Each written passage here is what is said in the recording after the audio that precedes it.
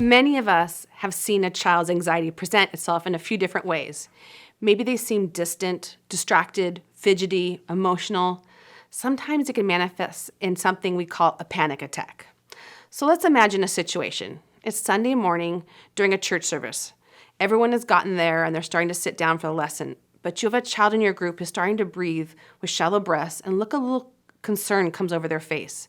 Their heart is racing, and now you can see panic in their eyes. You think to yourself, what am I supposed to do? Call 911? Take them to the hospital? So many thoughts are rushing through your mind. It feels intense and overwhelming. If something like this happens in your ministry, consider this. Stop. Take your own deep breath because your child is more likely having a panic attack. Panic attacks can be scary for just about anyone, but especially for kids. They think they're going crazy, they're going to die, have a heart attack, and a multitude of other things.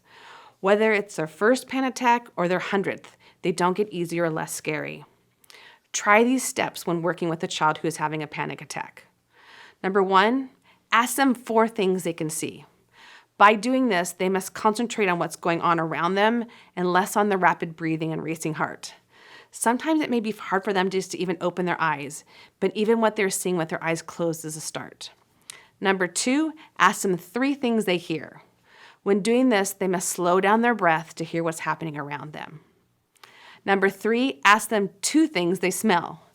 To smell, you have to breathe in deeply, which is something that will help their rapid breathing slow down. Number 4, continue talking to them by asking questions that must answer in more than a yes and a no. I like to ask them to tell me about their happy place, some place they like to go that is calm, peaceful, happy, and fun.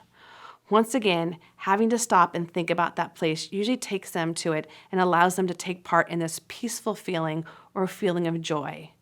When they're doing this, it takes away from the panic and fear they might be feeling with a panic attack. Number 5, while talking to them, model slow, deep breaths in and out.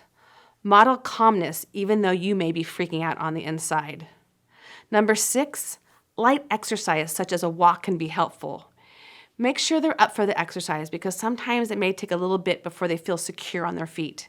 If they aren't ready, just some light stretches while they're sitting down can be helpful. Once your child is back to some semblance of normalcy, return to what you were doing. Try to allow them to get back to normalcy because more often than not, they're embarrassed by what happened and want to just continue on. Know that panic attacks are something that more often than not come out of the blue. They can be preceded by anxious or fearful thoughts, but sometimes they just happen. Remember to talk to their parents, either in the middle of the service, if they feel the need to have their parent available, or at the end of service to let them know what happened. Panic attacks are something we should always alert parents about. Lastly, be praying for your child who's struggling with panic attacks. Your prayer can look something like this. Lord, thank you for our kids who struggle with panic attacks.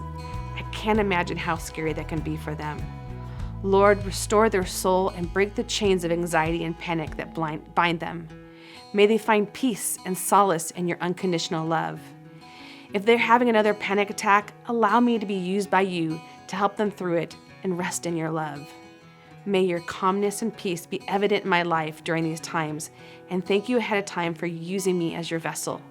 In your wonderful name, amen.